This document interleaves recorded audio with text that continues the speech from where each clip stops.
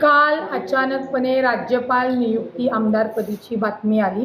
त्याच्यामध्ये ना भाजपचे उमेदवार जाहीर आहेत, ना शिंदे साहेबांचे उमेदवार शिवसेनेचे जाहीर आहेत, परंतु राष्ट्रवादी काँग्रेस पक्षाचे उमेदवार जाहीर अशी जी बातमी आली, तेव्हा या बातमीची आम्ही आमच्या पक्षाकडे वरिष्ठांकडे विचारणा केली असता पक्षाने कोणतेही असं अधिकृत पत्र दिलेलं नाही असं आम्हाला सांगण्यात आलं।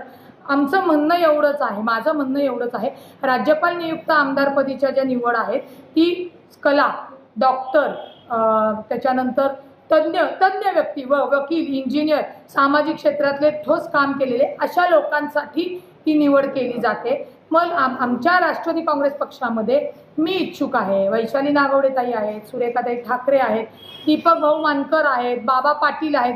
आम्हा कुणालाच साधी इच्छा पण संधीची दिली नाही की बाबा आम्ही इच्छुक आहोत आणि डायरेक्ट उमेदवार जे डिक्लेअर करण्याचा प्रकार झाला त्यासाठी आम्ही दादांकडे त्याची तक्रार केली, दादांकडे ते सांगितलेलं आहे। आणि एक आपल्या राष्ट्रवादीमध्ये एक व्यक्ती एक पद याच्यानुसार न्याय देण्यात यावा। पक्षात अनेक दुसऱ्या महिला आहेत, एकाच व्यक्तीला किती पदं देणार आणि कोणत्या कारणाने तुम्ही देताय हेही आमच्यासारख्या कार्यकर्त्याला आणि पदाधिकाऱ्याला माहिती असणं गरजेचं आहे। कुणी मागू शकतो, रुपाली चाकणकर मागू शकतात, त्यांना लोकशाहीतनं अधिकार आहे, परंतु पक्षाने द्यायचं का नाही द्यायचं, एका व्यक्तीला किती पदं द्यायची याचाही विचार माननीय आमचे अध्यक्ष अजितदादा आहेत, माननीय आमचे प्रांताध्यक्ष यांना तो करावाच लागेल। आणि हेच आमचं म्हणणं आम्ही पक्षापर्यंत पोहोचवलेलं आहे। नाराज वगैरे नाही, राज्यपाल नियुक्त आमदारमध्ये मी इच्छुक आहे, त्याच्यासाठी ती पोस्ट आहे। माझं जे राष्ट्रवादीमध्ये अजितदादांनी एक बहीण म्हणून ज्या पद्धतीने पक्षामध्ये घेतलं, त्यामुळे नाराज वगैरे आम्ही होत नसतो, आम्ही कामानेही सक्षम आहोत आणि जी काही चुकीची पद्धत होत असेल तर ते आम्ही आमच्या दादांना सांगून सर्व महिलांना कसा योग्य न्याय मिळेल ते आम्ही दादांपर्यंत पोहोचवलेलं आहे। याबाबतची सगळी माहिती विधान परिषद राज्यपाल नियुक्त हे मला माध्यमांमधून कोणती माहिती आणि त्याच्या प्रश्न आहे तर त्याचं मला असं वाटतं त्याचं आमच्या सिनियर आहेत तुमच्यावर टीका होतं की तुम्हीच त्या बातम्या पेरल्या गेलेत अशी तुमचं मागणी होते। मी सांगितलं ना आमच्या वतीनं आमच्या प्रवक्ते आहेत, सिनियर मेंबर आहेत आमच्या पक्षाचे, ते मला वाटत नाही याची काही उत्तर देण्यासारखे प्रश्न आहेत। एकच महिला दिसता असं देखील तुम्ही म्हणलेलं आहे, सगळे पद तुम्हालाच का? मी तेच सांगितलं की जे काही प्रश्न आहे ते मला तुमच्याकडून समजलं नाही, त्यामुळे याच्याबद्दल मला काहीच माहिती नाही। फेसबुक पोस्ट लिहिली, आमच्या महिलांची बैठक चालू आहे सकाळपासून, काही पाहिलेलं नाही, पाहते माहिती घेते।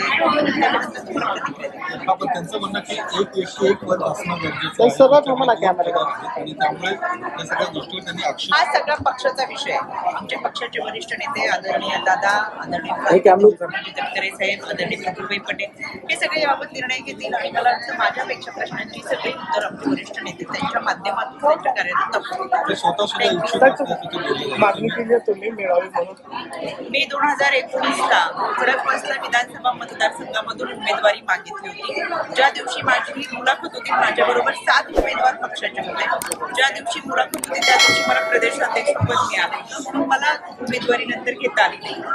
5 वर्षाचं काम महाराष्ट्रामध्ये प्रदेशाध्यक्ष म्हणून केलं, फिरले आणि मी त्यावेळेस ठरवलं होतं की 2021 मध्ये प्रदेशाध्यक्ष दिला म्हणून उमेदवारी साहजिकच मिळणार नाही, पण 2024ला पण उमेदवारी मागू। त्या अनुषंगाने आम्ही सगळे खडकवासला मतदारसंघामध्ये ज्येष्ठ नेते असतील, आमचे पदाधिकारी असतील, नगरसेवक असतील, आम्ही सगळ्यांनी गेल्या 15-20 दिवसापूर्वी आदरणीय दादांची भेट घेतली। आमचं एक निवेदन आमच्या खडकवासल्याचे अध्यक्ष त्यांच्या माध्यमातून दादांना दिलं की खडकवासला हा मतदारसंघ राष्ट्रवादीकडे घ्यावा आणि राष्ट्रवादीमधून एक चेहरा उमेदवार म्हणून द्यावा अशी मागणी आम्ही आदरणीय दादांकडे केली आहे।